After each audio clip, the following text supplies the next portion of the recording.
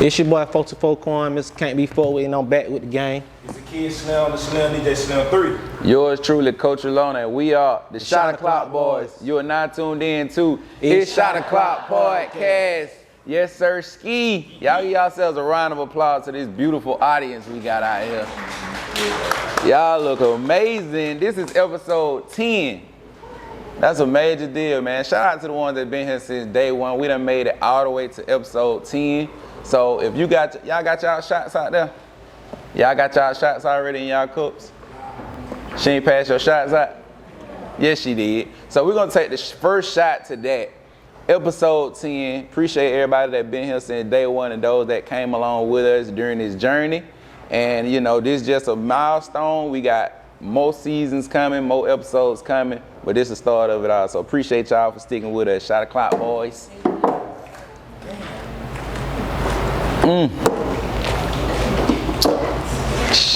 Look, everybody to my eyes. But yes, man, like it's been a good journey. Now I'm gonna tell y'all, like, next week we taking a week off for BP birthday. Y'all clap it up for BP. We're gonna celebrate BP birthday. He still ain't said what his plans is, but you know, that's in the mix. And you know, before we get into our topic, y'all can see we got two powerful people sitting up here on the stand with us. We got who we all know as Matrix. I call her Auntie. We got Matrix. Let's get a round of applause for Matrix in the building. And then we got our own brother. Oh my God, what happened to Virgil in the building? Yes, sir, ski. So y'all know we in here for some real deal talk. But before we do that, we're gonna talk about some stuff that been going on in the media. Y'all been paying attention to some of the stuff in the media lately? Keela, I know you've been going to a lot of games and all that. You ain't seen what happened at the Charger game? Where they had them AI robots at the game. See, and it's so crazy that happened because I was watching a movie or watching TV the other day, and like the actual trailer for a movie called The Creator had done came on the screen, and I fast forwarded past it. And then they was like, oh, dang, you ain't gonna let the credit play? I said, nah, we ain't nowhere near that time right now. But it was the robots on the TV. And then just last week, now they got them same robots walking around with a jumper on with the creator on the back promoting this movie. So that let y'all know, like, we need to start paying attention to what's going on, because they got robots walking around at a football game. And then the whole projective of the movie was, they were saying, like, the idea of it is, they said AI created something in LA to where, like, it set off some type of nuclear bomb or some junk, and it just like killed off half the city. And they had this big project or big experiment or something that they was trying to get their hands on. And once they got their hands on that, then they were basically gonna take over the world. And the experiment was the damn robot.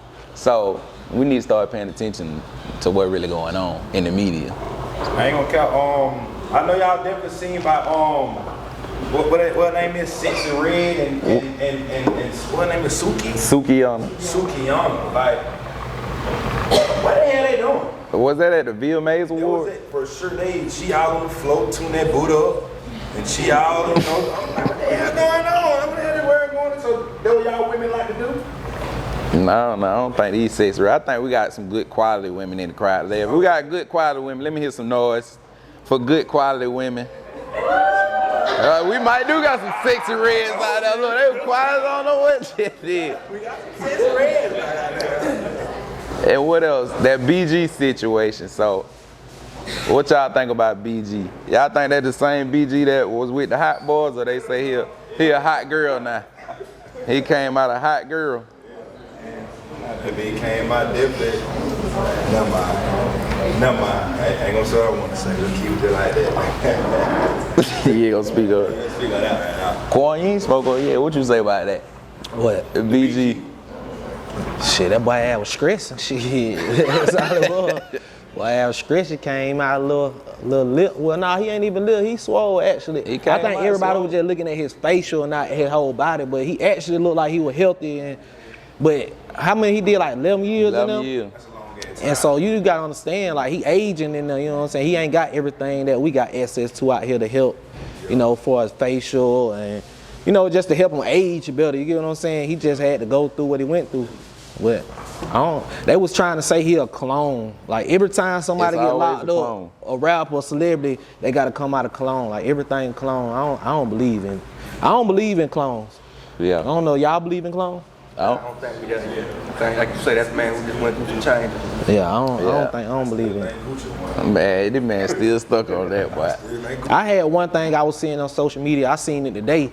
It was a topic. It was what females were saying, like, they don't want to, if a nigga can't send them the money cash out, Apple Pay, then they don't want the money no more. Like, I don't get it. You ain't seen that? I ain't seen that. So I got a question for the women in here. So do y'all feel like if the dude can't send you the money, Apple Pay or cash out, and he telling you to pull up, he got cash, like y'all don't want the money no more still? Or y'all still want it? I don't think that's right. Huh? All right, give me the cash. I'm saying, so did y'all see that though? Like y'all pay attention to it? I think she was saying because when a nigga was saying I got no getting cash, that means he really got cash. That count. I mean, that don't mean that because I can be like that a lot of times. Sometimes I'm like that. Like if somebody asks for cash, I don't always, not just gonna say I don't have it digital, but sometimes I don't. I'd rather give you cash than give it digital. I don't think they got nothing to say. Some people were saying something about if a dude can't give you, if he can't send it to you digital, that means he probably ain't got no bank account or he ain't got no money for real. Like that, exactly. You know what I'm saying? Like certain things certain niggas do is a reason they ain't got certain situations. That don't mean nobody ain't got no money. I feel like it's still gonna be spent the same way. Like you want it digital, you know what I'm saying? I got it cash. What's the difference? I think I'd rather have cash and digital money anyway. Because especially if you get it on cash out, they finna take some of that money from you. And Apple Pay here, Apple known to take $10, $20, $30, $40. Here, I dispute it back, give it back. Yeah, He ain't doing me like that, but And then plus you can goddamn you don't have no receipts. You know you probably doing a little dirt shit. Little tricking out. Like, oh, Slam cash got me, but you can't say Slam gave me cash. Yeah. I didn't. Yeah. I didn't. What you getting at for as in like tricking off or something like that? Yeah, you feel me? You gotta have some cash. Pull up, I got cash. I got five. Oh, so you be tricking out. Oh, no, I ain't no tricking. You just said. No, I was just saying, it's for the guys who be tricking. Might as well just hand it to me cash. Ain't no receipts. You feel me? It's all like he say, she say. And I'm gonna say I didn't do it. Okay. I didn't do it. That was your cuz. If y'all been on my Facebook, y'all see I've been talking about my brother brought it to my attention the other day. Like for the past few posts I made, I've been talking about City Hall. Like Tally made a post, I said something about City Hall. Like if y'all ever went to one of them, I went to my first Tuesday meeting last Tuesday. And I felt like the room was divided. I felt like we was on one side and they was on another side, and it felt like everything that was said, you know, whether we were fighting for it felt like we were back in what time that was? The 60s. It felt like we was in the 60s. So, you know, I need a mic. Yeah. I said it felt like we was in the 60s. But no, for real though, it's just like we still in them times in certain people's mind. And for us to change that, we gotta come into a position of power. Now, it's a lot of good, beautiful, melanated people in here. And I'm gonna say that because today is National Chocolate Day. So shouts out to all the chocolate people in the building. I ain't gonna give y'all no chocolate, but I'm gonna just shout y'all out for being in here. And we really gonna get on this panel and talk about what we can do to really come into a stand of power as a people, to really be, you know, in position to make moves and actual decisions in our community for ourselves. So that's what we're really here for today. And that's why I have these two powerful individuals sitting up here next to me. So we're gonna really go and get into that. So the topic of the day is actually what is happening to our nightlife, right? And us being a part of it as the Shot O'Clock Boys, you know, that really play an integral part to our careers too with what we do. So I'm gonna open the gate with Matrix. Okay. You wanna open it, or Virgil? Who wanna go first? Just to speak on the basis, or if anybody have an initial question that they wanna ask by a show of hand, we can take one question real quick. You'll jump it out? Okay, cool. So we're gonna start with Virgil. So that's really the main question. What is happening to our nightlife? So let's start there. Oh, that's Good evening, good evening. Appreciate the platform, man, and the question, man. Just cover it like that. Cuff it, yeah. That better? Yeah. All right. Oh my God, happened to Virgil. All right, so for me, man, all right, so I'm Virgil Watkins. I'm county commissioner in Macon-Bibb County. I represent District 8. Got a commissioner in here. So, appreciate it. So, in being a commissioner, I represent District 8 that encompasses a lot of downtown Macon, Pleasant Hill, areas off Plano, the college. And lately, we've been talking a lot about nightlife and downtown safety at City Hall. And it's timely too, because one thing we talking about that you're right, we got to start paying attention to what's going on in politics just in general. 2024 in May, we'll be electing a new mayor, and 9 county commission seats will be up for grabs again. So it's big time in the county, and now I'm noticing a lot of young folks are getting involved and interested in what's going on in City Hall, because you're seeing that government politics affects everything. A lot of people in the room I didn't talk to that say stuff like, I don't do politics or it don't affect me. It affects everything, or at least it can. To the point, we've got a lot of folks interested in making nightlife now. It already passed last Tuesday, an ordinance changing the times of closure from 3 o'clock to 2 a.m.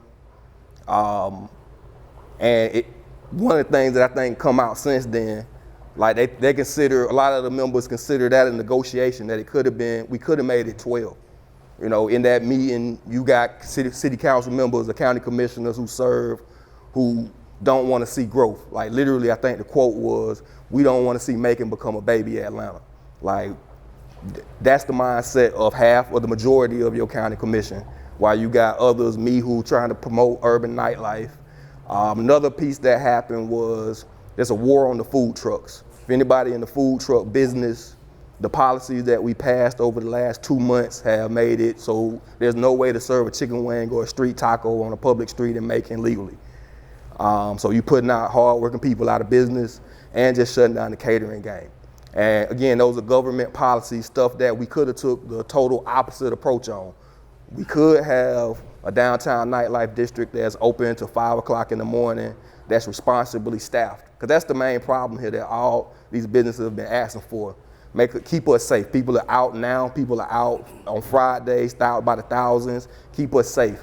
Have patrols, have an officer set up. Make sure the lighting is right. Simple stuff like that to keep folks safe. But instead, we taking an opposite approach. So just kind of opening up, that's where we are as a community. There's also an ordinance that's pending. A lot of people showed up to City Hall protesting and causing confusion. We had a full room, so the ordinance that didn't pass last week was an ordinance. If you were standing in a group of 10 or more after 10 o'clock, that would be a $50 fine. So basically opening up the door for a stop and frisk and any type of other thing. So yeah, just standing out like we do vibes. On Friday or Saturday, that would be illegal and give an officer a reason to come up and just hassle folks. But again, through politics, government, your county commissioners are voting yes or no on these things. So you got the right to say something and make your voice heard. Okay. You want me to say something now? Shout out to Auntie Matrix in the building. Round of applause for Auntie Matrix out here.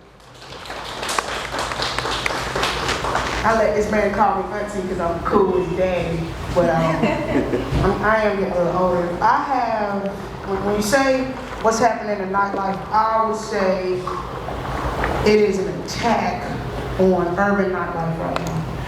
And it's not like it hasn't always been there. I think the difference now is who's in power and how they are ruling, I guess is the best way to say, and it's unjust. I don't say a lot when it comes to business. I like to have fun, so that's what I do. And I like to play, I like to joke, that's the reason why. And I've been a DJ since before I opened up Recess, and that's how I got into nightlife. And to be a black-owned business, one of the longest-standing nightlife owners in the urban community, outside of Grants, honestly. And Grants technically black-owned, but had mostly white customers. I've never had an infraction on my license, never had a citation. Y'all know we never had a shooting at a Recess. Never had people leave Recess to get to shooting somewhere. And to get my license snatched when I was closed for an hour, it's kind of like, yo, y'all been waiting for something to happen. Y'all been waiting to take my license. And I say that because ever since we first opened up Recess, every year I get like police just walking in. I heard you ain't got no liquor license. Like, this is 9 years later, you still think we just a bootleg? Like, what's going on? Like, on top of that, it's public knowledge. Any one of y'all can go pull records to find out who has a business license and a liquor license. Y'all don't have to come to me. But people let other people encourage them to do those things. And I thought it was just me. I thought it was like why does things always have to be harder for me? And I talked to a couple doctors and they're like, they done came to my practice before because some white person said that I'm not a certified doctor. Like, oh, another doctor told me I couldn't operate at the hospital because they didn't want to acknowledge my medical degree. Like, what?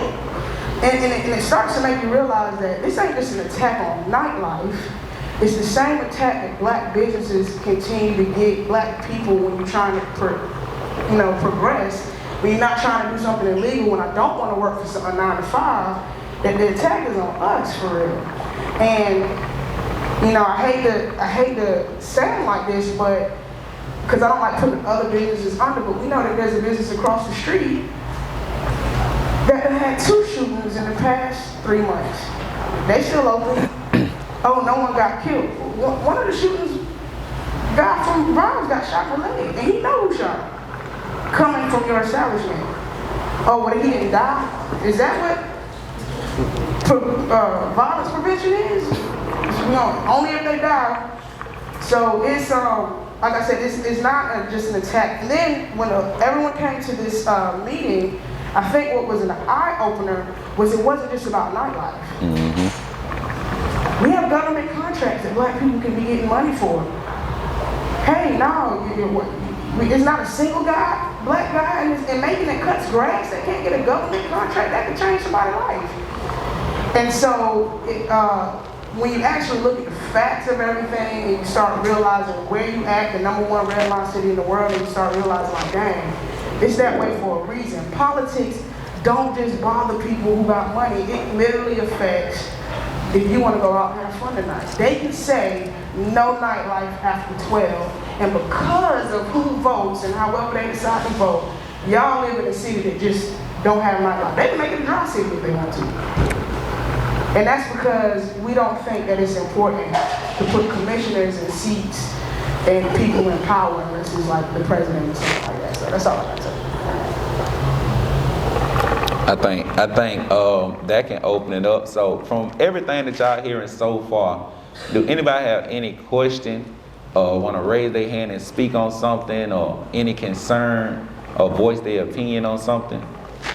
Anybody, one person? I know it's a little tense in here. Y'all loosen up, take some shots. Go ahead, Tyler. Explain the importance of local elections versus national elections. Right.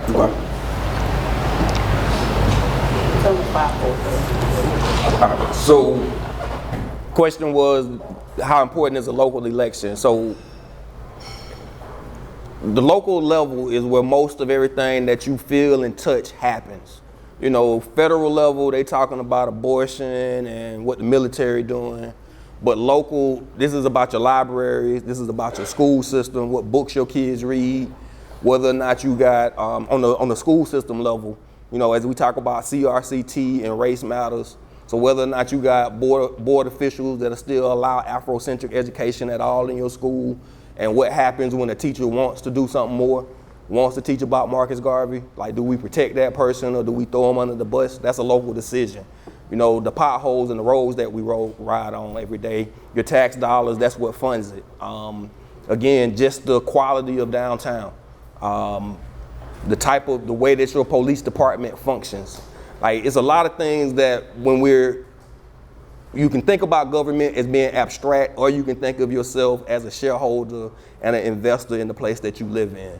Like right now, all of us are paying taxes. We paying these drinks and you contribute into the sheriff's salaries, my salary and everything. You kicking into it. And you also have a say on the vote. You're welcome to show up to any meeting that's public. And you're welcome to have 3 to 5 minutes to speak on any issue before we vote on it, because you're that invested in what happens in Macon Bibb. That's the way the system is designed. Whether or not we take full advantage of it, that's our option. And when we don't, there are a lot of people who do take advantage of it. Just like we're passionate today about making sure that we're able to have fun and enjoy ourselves, there are a lot of people that are passionate about making sure the opposite is true. They want, a lot of what I'm up against as a commissioner is, again, we control the money, and property taxes is a lot of, probably 60-70% of how we generate funds. And there are a lot of folks who see a lot of the things I just mentioned, like a robust library system, as costing them too much money. Or us opening up a new park or hiring a new case manager for defects is costing too much money. So those are the things that your local government plays a role in, and we have to decide how we fund, or if we go all in, or if we just do a half measure. And that's what you see a lot of in this community, folks doing half measures on the things that really matter. We check the box on, we deal with blight. Ever since I've been a commissioner, we talk about blight and dilapidated housing, right? Every mayor that I've served with and myself, we've always talked about how we're gonna get rid of it. And I've been serving 16 years and Unionville still looks terrible, right? Because we just do a half measure, enough for the press to show up and take a picture and make you feel good about it, but not enough to 100% fix the problem so kids can actually have a nice place to live. So yeah, that's local. That makes sense?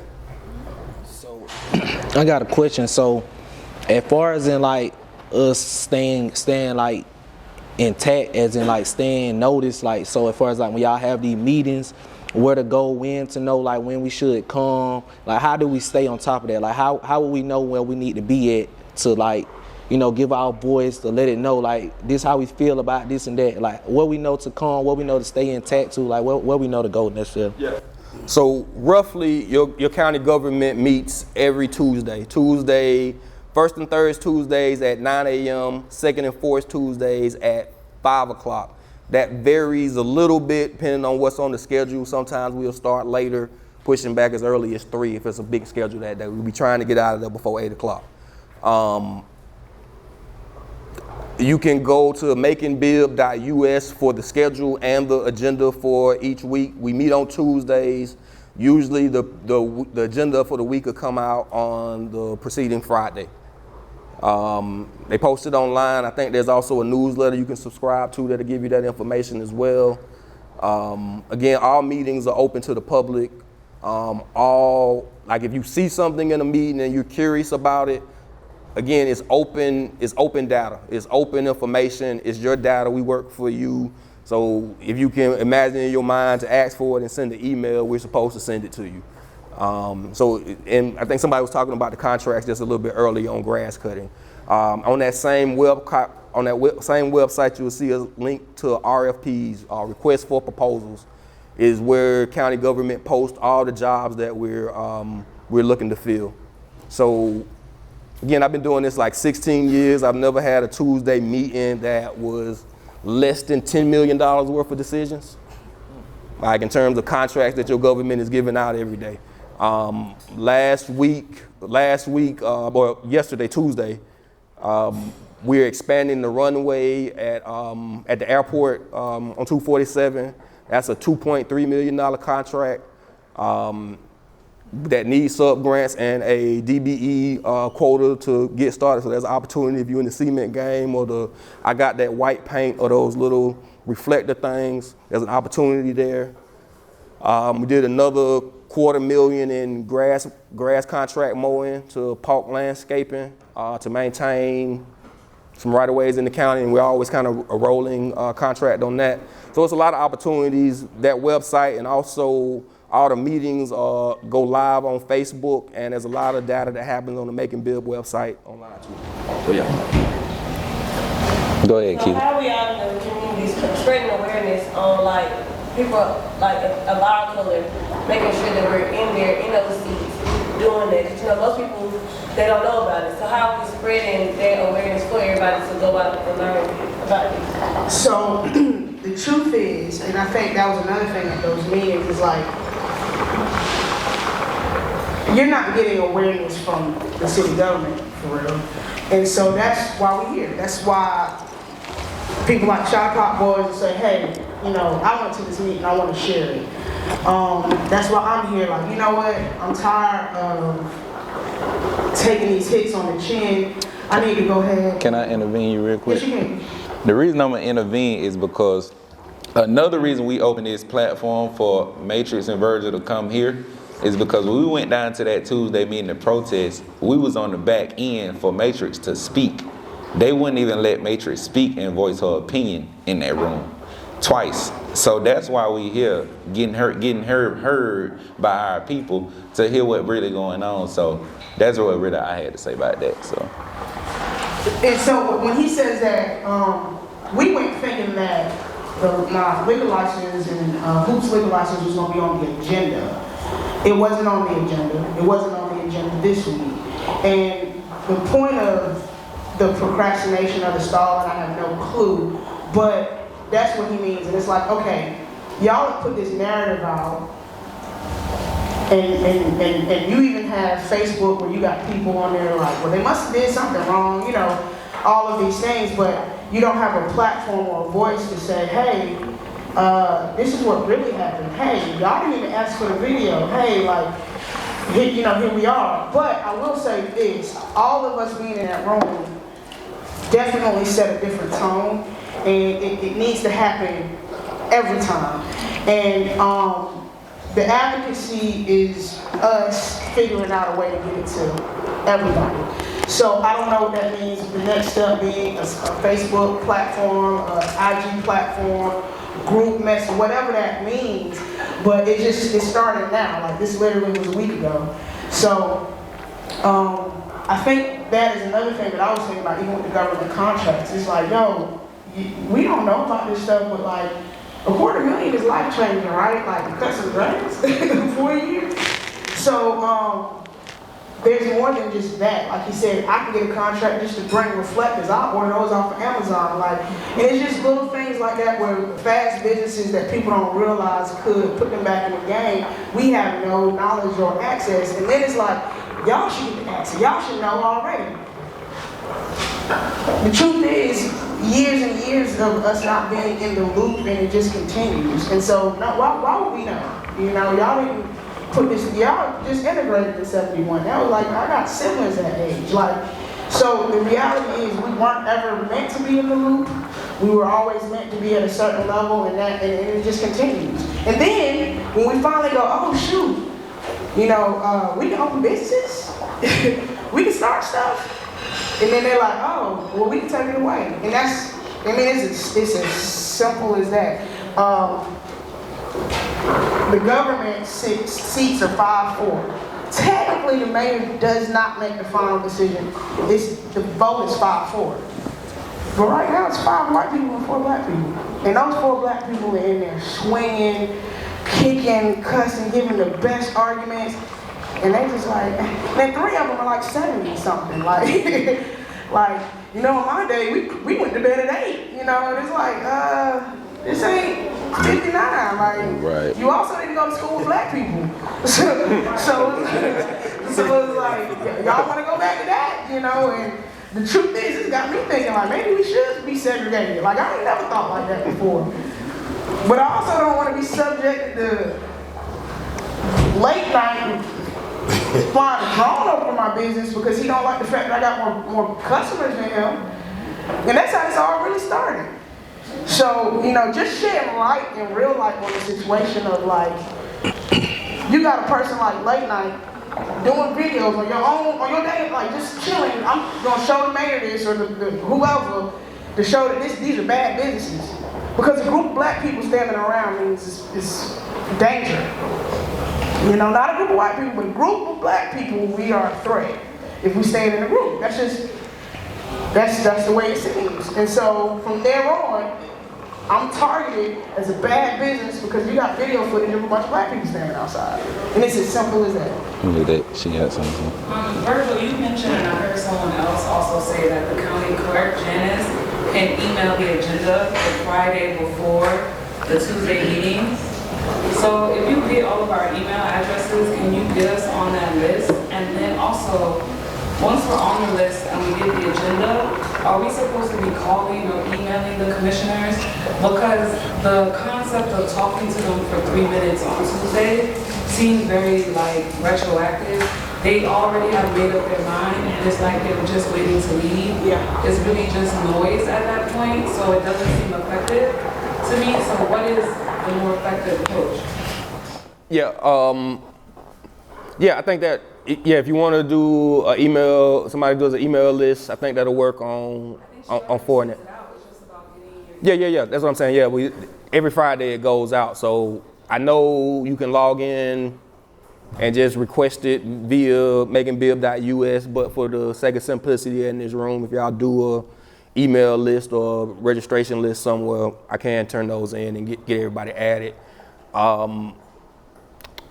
You said a bunch, I'm sorry. And then I just kind of drew a bunch. Can they reach out to you? Oh, yeah. Contact them directly or what?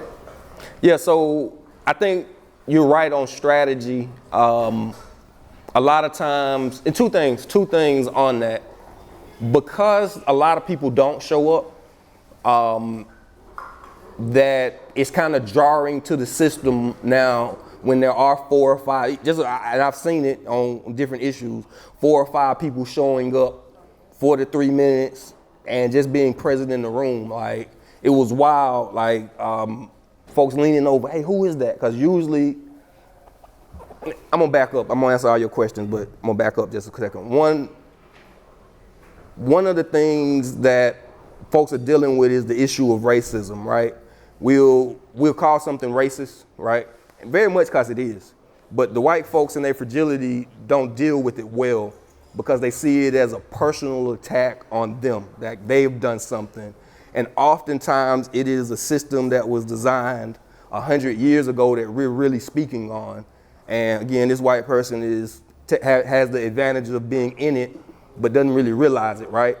So like one of the things is the meetings are at 9 o'clock and 3 o'clock, right, on weekdays.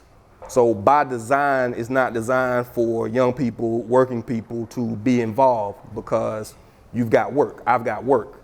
Like even me when I was 25 years old trying to serve, and I watch Paul Bronson right now trying to balance work and life. That's how you end up with a lot of people running for office that are retired and in the 70s because that's how you can manage that type of schedule. It doesn't pay a full-time salary.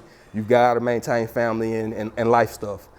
So you end up also that advantages, people don't know what's going on. It's happening at 9 o'clock in the morning on an email list and a Facebook that's hard to find. And again, if you're gonna do dirt or you're gonna be dismissive of people, it's real easy to do that when it's 5 viewers and 2 people in the room versus when the room is full, right? So the system has an advantage of keeping you kind of in the dark. So you got to work a little bit harder to penetrate that because that's the way the system wants to do.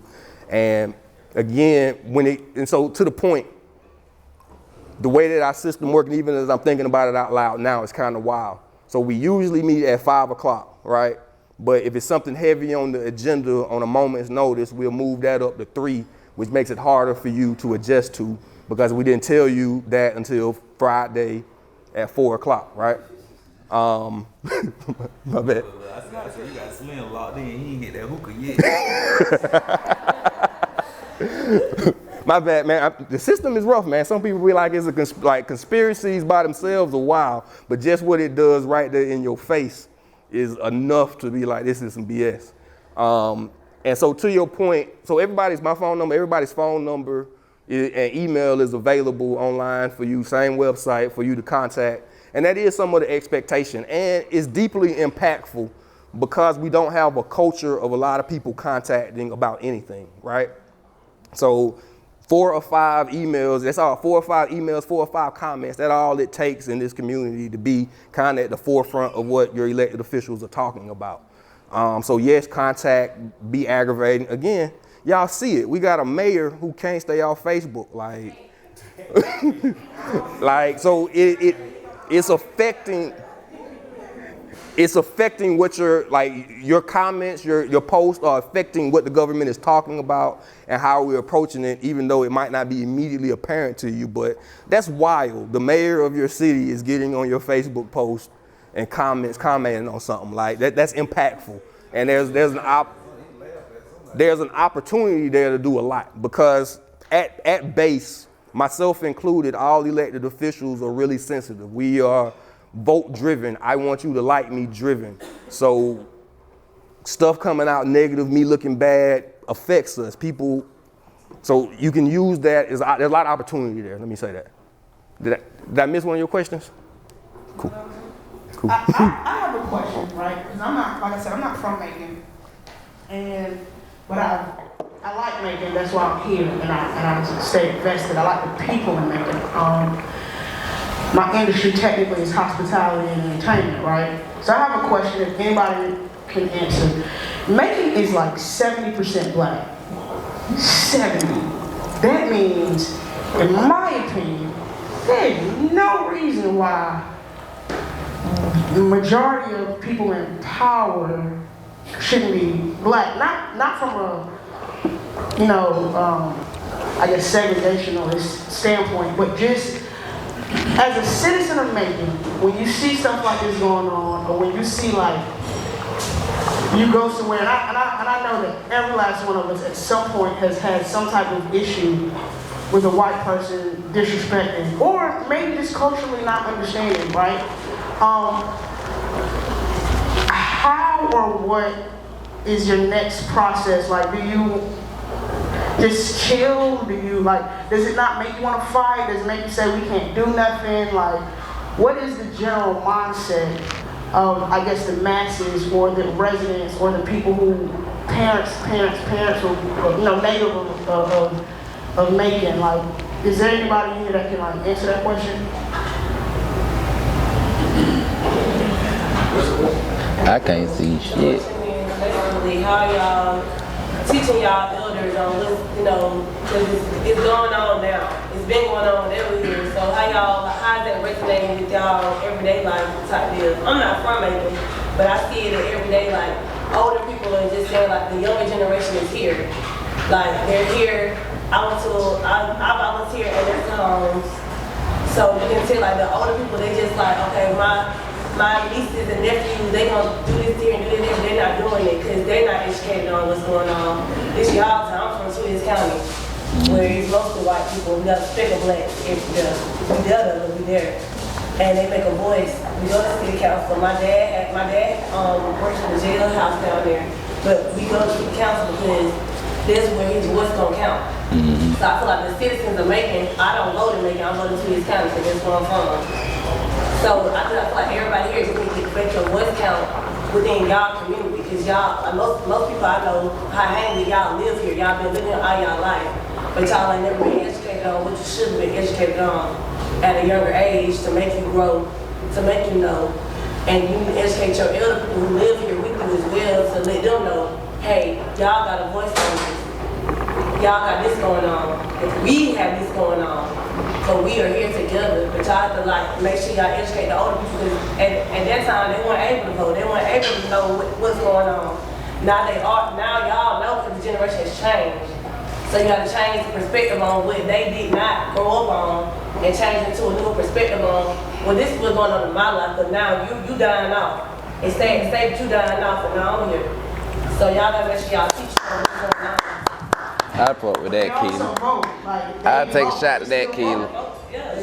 I'll take a shot at that one. I changed my voting status simply because Tally was running for office, and I was like, dang, my homeboy running. I can't vote in my hometown no more, and I'm vested here at this point. But I just want to know, I guess too, I was asking like, are y'all motivated to vote? Are y'all not? I feel like when I talk to people, a lot of times it's like, ain't nothing gonna change, or this just how it is. And is that still the mindset? Have people realized like, nah, it ain't that simple? Corn got something to say. So I'm gonna say, like, before we even had this sit down the topic of us even saying this, like, I was talking to Zay, I was talking to Slim, and I was like, I ain't gonna lie, I was more so on the time and like, I'm not into the politic talk. You know what I'm saying? Like, I'm not invested into really sitting down, talking and understanding what's really going on. That was my point of view before we started this. I was like, I really don't have much to say. I was just like, whatever. You get what I'm saying? But as I sit here, I mean, I have been paying attention and seeing, you know, when they stop making everybody shut down at 2 o'clock, you know, I was like, dang, you know, because sometimes we still like to be out, have a little fun. So as I'm sitting here understanding and really like listening, it's like, it do make you motivated to actually, that's why I was asking him, like, so how, because I never really had a chance to, I know I talked to Zay one time when he went, but he was already there.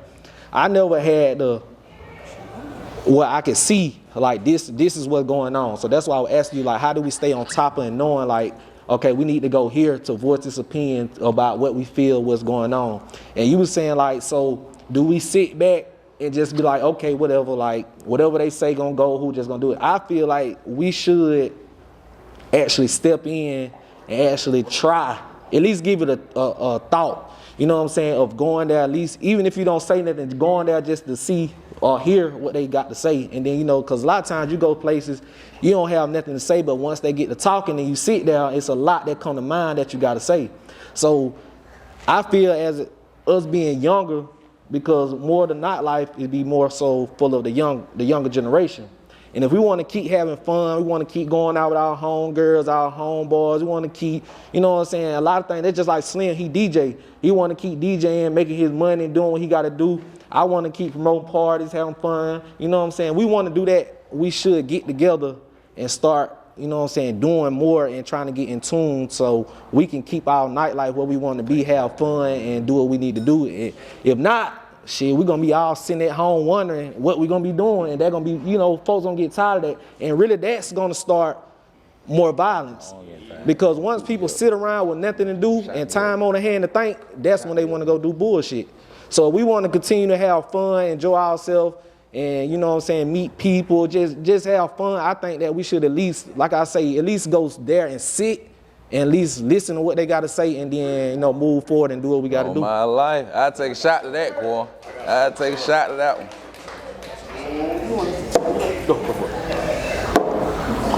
I want to say something. And the crazy thing is, like, before we had it meet, I promise you, Quan and Slim, bro, they were like, bro, we don't want to talk about no politics, bro, da.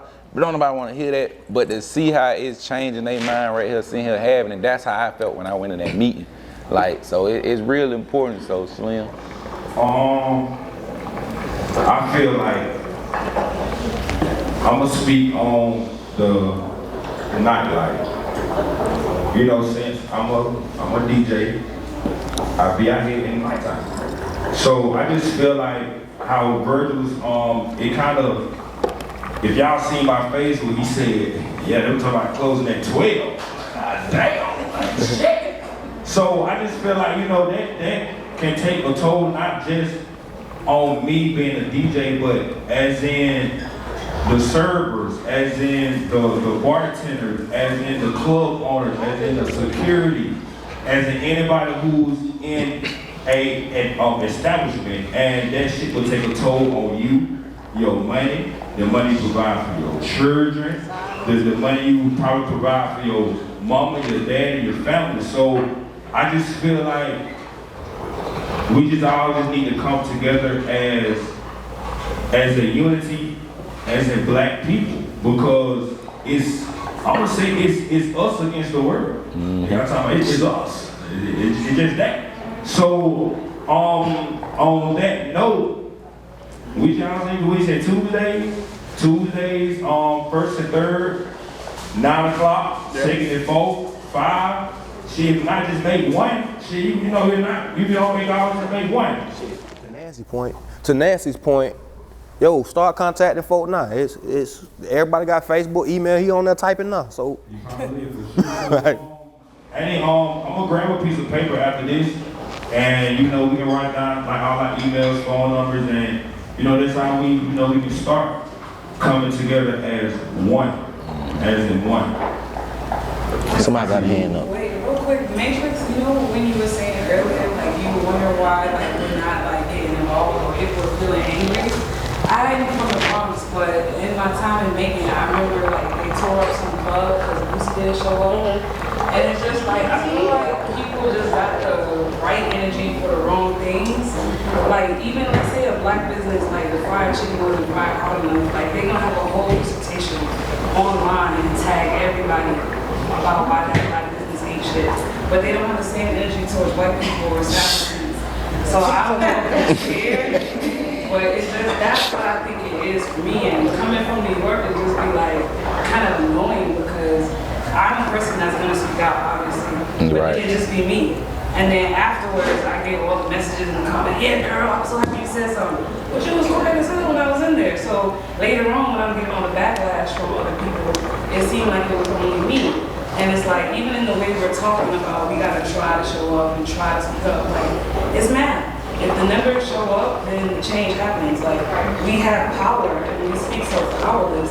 But then again, if the black business messes up or black performers, we're gonna go to Janice. We raise hell. So how do we shift that? She got her hand raised. Take that same energy. I'm gonna hold that because someone behind you saying something. And then, I need to, go and then look, wait. Cause guess what? When you tried to voice your opinion when we was in there, what happened? Oh man, oh yeah, you almost got locked up. This man. Real quick. Because I didn't know what the person in the back. We gonna get to Nancy. Stay right there, Nancy. I've been waiting for you to say something. Janice. Nah, I seen Janice's hand was right. No, Lee had a hand up too. I was feedback on what you were saying about like the government funding. A lot of people don't know about it. Like a lot of black businesses, they been trying to start their businesses and they been getting funding, but it be a lot of competition and people don't want to drop gems so that, you know, let's let people know how do we get this funding? How do I get a grant? Can you help me write a grant for my business? Like they be trying to hold in the information because they feel like, okay, you're gonna surpass me or you're gonna be, you know, better than me. But these other colored people, white people, they don't feel that people.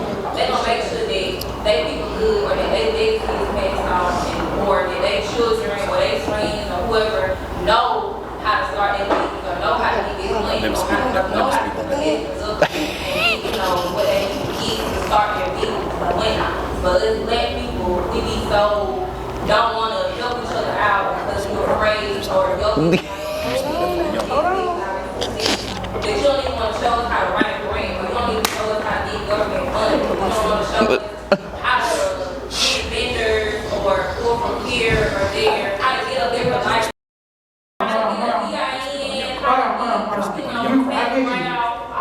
You naming them all. I got you. Hold on. So you and Nancy on the same page. Y'all finna get the same energy from me. Okay. First and foremost, y'all hear systemic racism all day, right? Y'all hear systemic racism. Y'all hear we are bred. Y'all hear all of this stuff. So I ain't gonna go too deep, but I'm gonna say Willie Lynch, right? Systemic. So you know what system is, right? So they systematically put racism in pretty much everything. It is a system. I don't have to call you I don't have to call you a nigger. Yeah, you know what I'm saying? ER. I don't have to call you a nigger. Okay. Not nigger. That was rough. Nigger. I don't have to call you that. All I have to do is put systems in place to make you not succeed. All I have to do is put systems in place, and some of those systems, colorism, is to make black people not be cool with each other. Okay? So Willie Lynch, this was written like hundreds of years ago, slavery time. And I'm not gonna give the whole overall, but the point was, a guy wrote some letters. Please look it up. It's a very short book. It's real. He wrote letters to slave owners and said, this is how you treat your slaves. And if you treat them like this, they will remain slaves for eternity, for the next 500 years. We still in that 500 years, right? And a part of that was to get us not to rock with each other. Period. Period. Which is why we're the only race that don't stick together. Only. You got Indians coming from India and making, I don't know if it's racist or not to say the Patels, but everyone just be like the Patels. But guess what they do? I don't even know you. I'm finna call you my cousin. I'm finna put you in the store. We're gonna get you right. We're gonna give you a store. Mexicans, 10 of us gonna come. We're gonna stay in the house. We're gonna ride in the same car. We're gonna buy each one of each other a car. Asians. Okay, we can keep going. But guess what?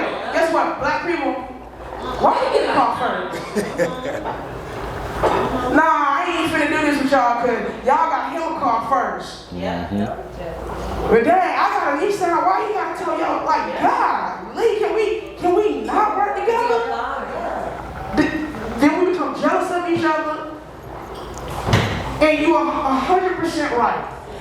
I literally was writing a post. I took it down because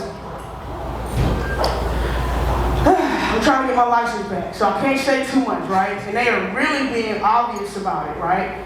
Like, say too much, and you ain't gonna get your license back. Right. But in another breath, I'm like, do I really care about these licenses right now? Like, this is a bigger picture. This is a bigger picture, right? So, there are different types of black people. And the bad part about it is we are not represented at all right now in power. I know black people that are close to me. I know black people that work for the man. A lot of them, not just one or two. You got the gatekeepers. Before any of this happened, I'm not saying maybe, but maybe whatever. You got the gatekeepers. Oh, for real, yeah, man, I'm gonna help you, blah, blah, blah, blah, blah, blah, blah. And never, ever, ever help you. Grant writers. I'm only gonna write a grant for myself. But you're a grant writer. That's not how grant writers get money. Write for all of us. Help us. But then you also got the ones who are so close to the people in power, they don't want you there. They don't want you there. I can't let you get close. But think about it. Every slave revolt ended because a black person thought they would get cool points by telling. Thought they were gonna get some extra cookies for telling. Didn't like the fact that I was too scared to go, so I'd rather tell because I don't want y'all to leave me. And what's the difference between now? And you are 100% right. But watch this. Two things I want to make a reality. Real quick, Nancy. There are Huey Newtons, there are Martin Luther Kings, there are Malcolm X's. Like, you gotta be able to speak out. You got to. You're right. You weren't the only one that said something in that meeting. For those who don't know, the lady in the meeting said, you people, and a group of black people. You people, for those who don't know, is technically a derogatory term. You people. You people. I say technically because some people don't even realize it. You say nigga. You might as well have said you niggas. You people. And when the commissioner said that, who you should know that culturally you shouldn't say that to a group of black people finally inside the commissioner's office. The city hall. And she said, you people. A bunch of people said it. But then when they said, hey, she answered back. No. Tell your commissioner not to be addressing us as you people. Then they called the police on her. Thank God the police was the you people. He looked at Nancy, he looked at the mayor, and he was like, get her. And he walked up to the man like, hey, brother, these my people. And they left her. And then 4 more people pulled up, like, we heard them new Hey, what? We pulled up for them. They pulled up for them, right? Everybody's not the same. And it's upsetting that we have to deal with it. But I just want to bring this to a reality real quick. Everybody's not the same. Virgil, I met him because I was DJing. He came because I was DJing. He started talking to me. I love your music you playing. What are you doing? I'm opening up a club. Really? Yeah. It's called Recess, blah, blah, blah. I'm still building it. You need some sheetrock? I don't know. Hell yeah, I need some sheetrock. I'll bring some sheetrock. Give me a number. I ain't know the man was trying to talk to me about. Here you go. He called me 2 o'clock in the morning. I'm like, What you got to do? Say sheetrock. What I got to do?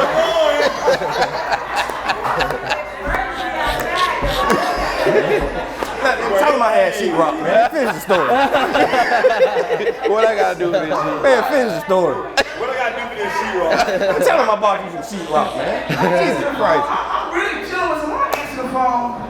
Hey man, I told you I was gonna bring you this sheetrock. He said, man, pull up with some sheetrock. See? I wasn't that when we came out the front. No, but for real, that's how I met him. After that, because I didn't even know he was a commissioner. After that,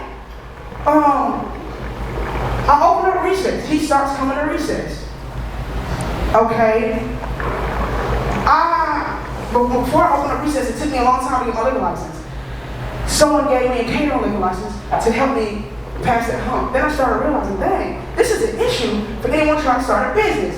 So anybody that tried to start a bar business downtown or anywhere in Macon, I said, hey, I'll give you the game. Because so many people was like, you're not opening a bar. She's lying. She's not. It costs $60,000 for a liquor license. Like, no one knew. That's why no one had done it, especially at such a young age. I was still in my 20s.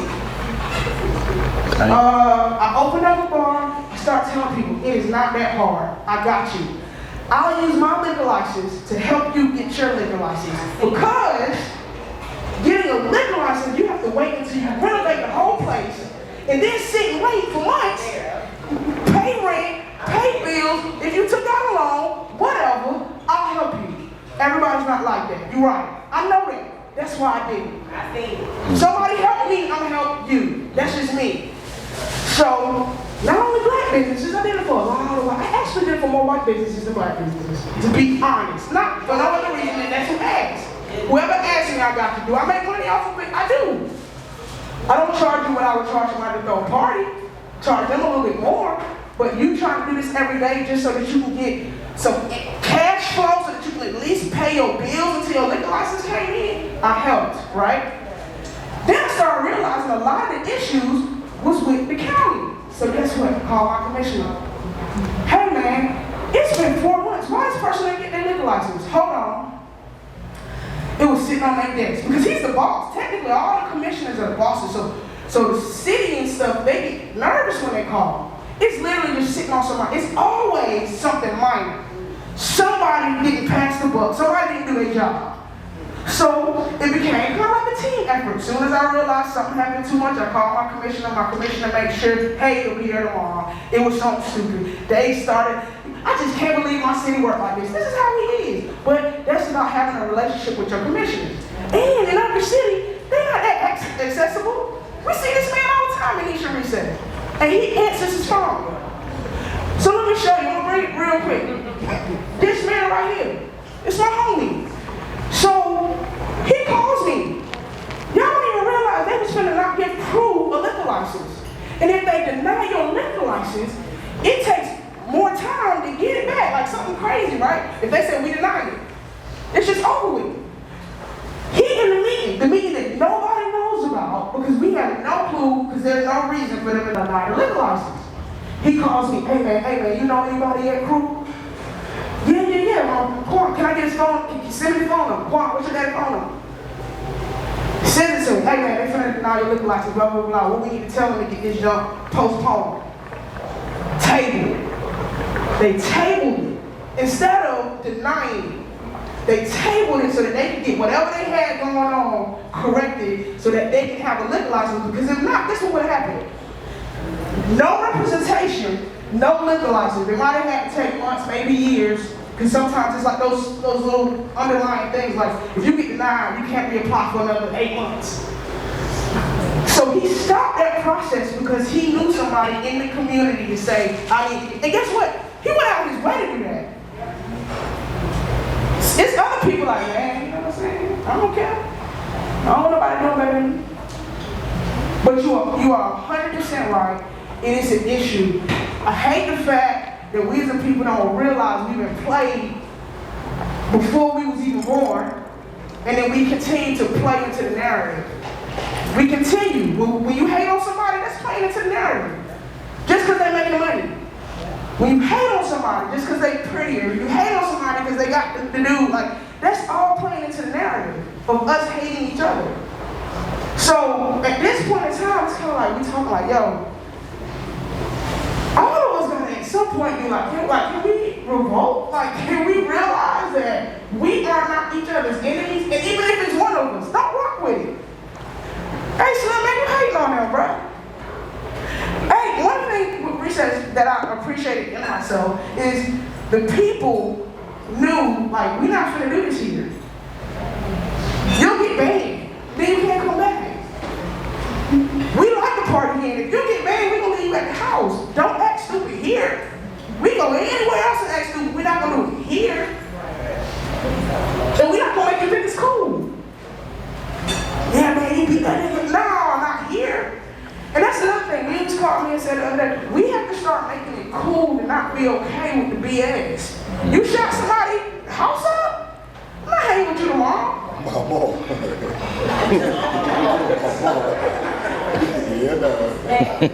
Like, no, that ain't cool. Like, we not the same type of people. But when you feed into it, when you indulge in it, and then it becomes okay. But I'm sorry, yeah, that jump bothers me. It bothers me all the time. We're the only race that don't succeed, and I think we are the chosen race. I think that we are the fastest, the smartest, the brightest, the whatever, the prettiest. Everyone wants our culture, and we're the only ones that don't see it. We just living.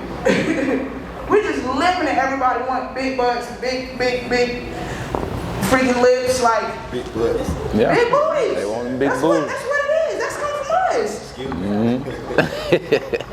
What I should say, bonkers? Big bonkers? I don't know. But yeah. I think also with education though. We all have to educate each other on what to do and when to do and how to do it. If you don't know nothing about it, you educate. Like what she was saying about like going, how I'm gonna get a grant, how it is. If you go to a commission thing, you hear somebody else talk about it, you sit there and take it in, you're gonna take it in on what you do.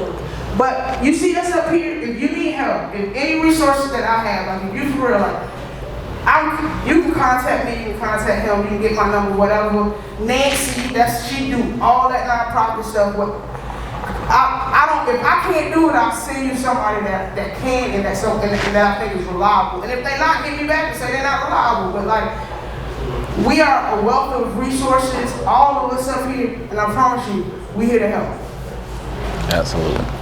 I know this be real good, so but we coming to a time where we're gonna have to wrap it up. We got about 5 minutes left. Let me get 2 on. We ain't even really took no shots this week, but I'm gonna go ahead and I'm gonna take your question, Denise, and then I'm gonna pass it to Virgil. We're gonna open it up, and then we're gonna end it right after. So go ahead, Denise. So just real quick, in my professional career, leadership and management, one thing I've learned is the what's in it for me, right? So when you're trying to mobilize and get people together and organize, my bad, Jennifer. You have to make sure the what's in it for me is understood by the people that you're trying to get together. So I think that is extremely dope that everybody is here. Because I literally was not coming outside tonight, but Dee put a post up and Xavier responded as to what the topic was going to be. I got out and came out specifically for this. And so I feel like, remember back when Obama was running and they had the rock the boat type situation, it was like everybody was mobilized on that because everybody was met at the level that they was on, at a tone they could understand. They was breaking it down in simple points. This is how this affects you directly. You need to vote because. So I feel like a lot of people in here, social media wise, got a lot of followers, a lot of contacts, a lot of people. Porn has some people pull up, Slim on DJ, people pull up, Matrix throwing a party, people pull up, you know what I'm saying? So I feel like that needs to be exercised, right? So as we are coming into these election seasons, because at the end of the day, the name of the game is the people that's in there cannot be there for us to be able to be successful, period. And there's too many of us that are educated, have voices, know how to speak, know how to talk, and collectively, even if it's one person that know how to talk good and everybody else got the ideas, it's the idea of teamwork.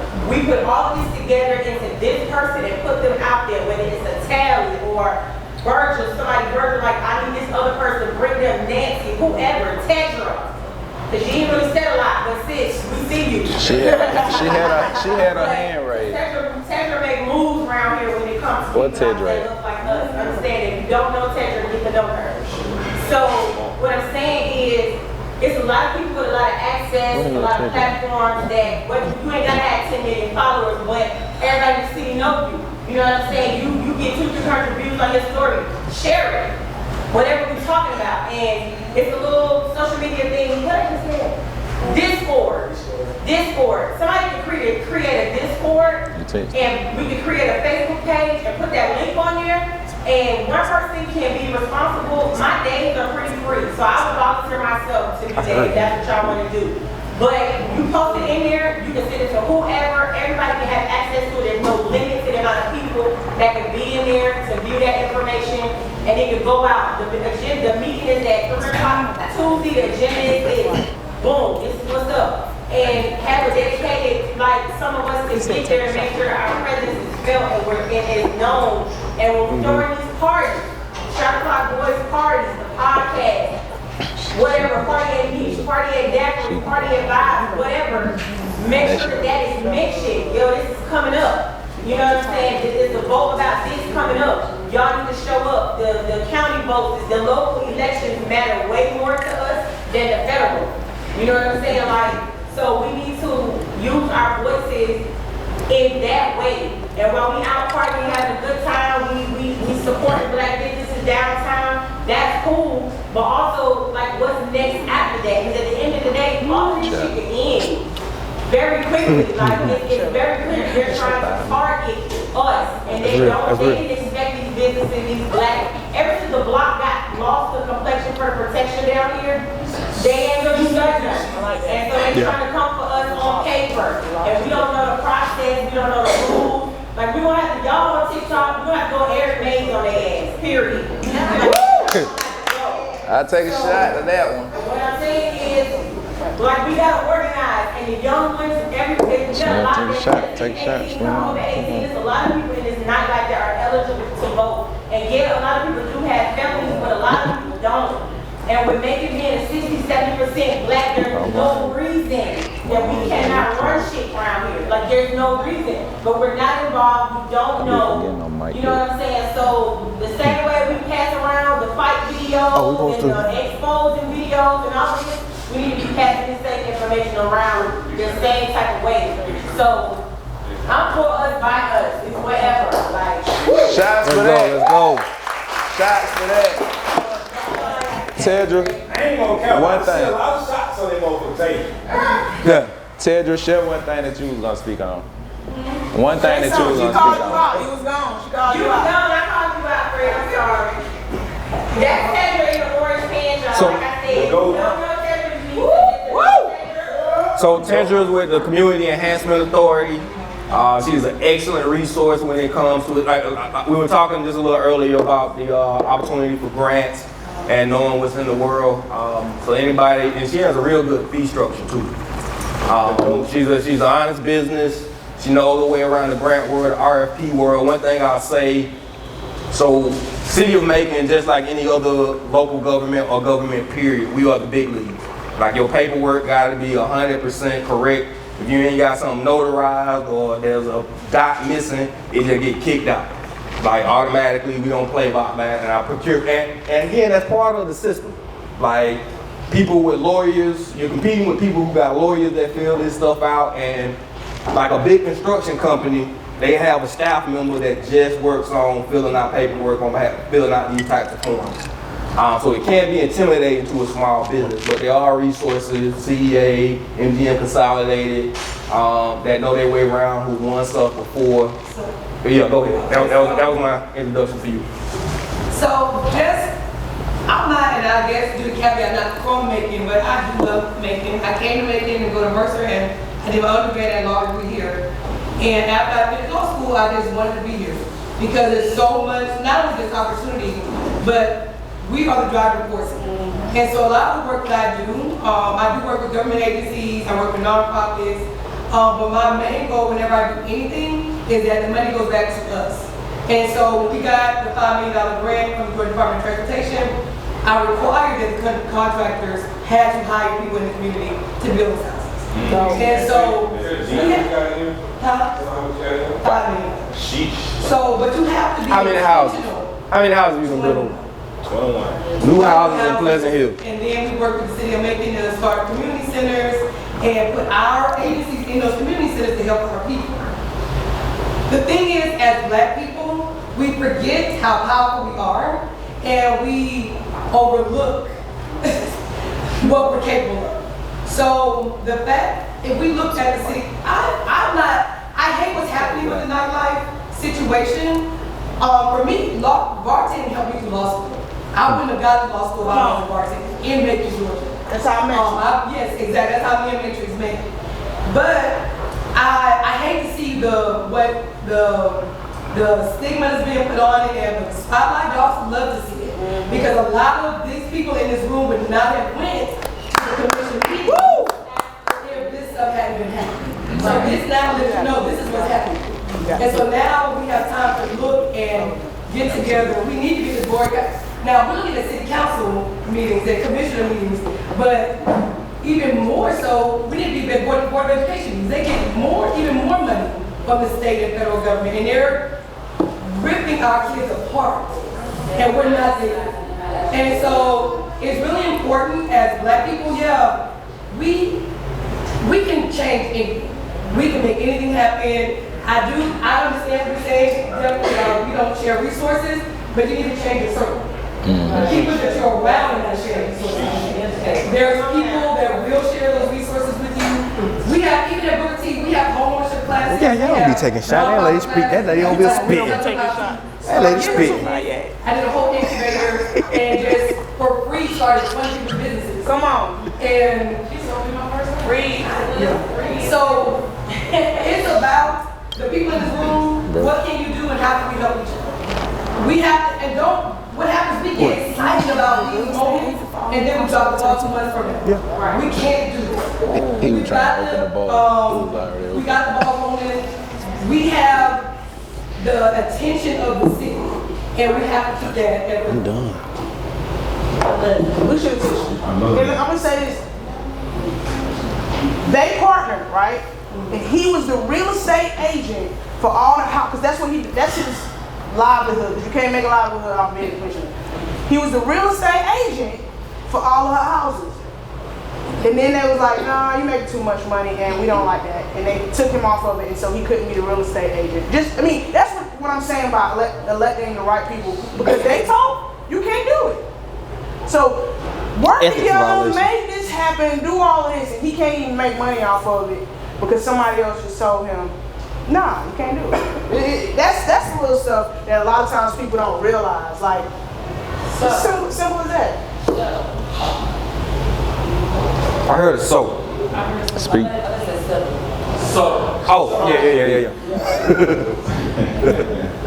All right, man. So, we definitely gonna wrap it up, but I feel like how basically what everybody's definitely saying is we just all need to come together, encourage each other, and basically come together as one and let's show up on Tuesdays. Jeez, yeah, too, for sure. But so what's happening? Alright, but on that note, just go to these Black people business, shop, You feel me? Like, I ain't gonna cap. I don't go to no other business but black folks. For sure. Like, everything you see on my body is black folks. And that's the only thing y'all gonna see. So, basically, we all need to come together as one and let you know be powerful. So, yeah. So, what you want to tell? Let Virgil drop the information on local elections coming up. The local elections. Shoot, they gave me the mic back. I had some more notes. Let's see. And so hold on, let me do this. Do the elections. I'm gonna close it out for camera purposes, and then we still can finish talking. All right, yeah. That'll work. What I need the mic for then? We talking about local elections. Close it out. Oh, yeah. So local elections, man. Again. So myself, so one of the things that happened, we term limited in Macon County. So I'm about to retire. Y'all can find me on the golf course about 2 years from now.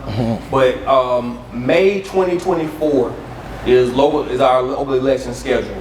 You don't vote for the mayor, your county commissioners in November like you do the president, again, because of systemic racism. It advantages the system for as many people to be confused and not show up as possible. So in Macon, Georgia in 2024, to vote for mayor and have a decision on the president, you gotta show up twice. In May, you're gonna vote for the mayor and all your county commissioners, and then you go back in November and vote for the president.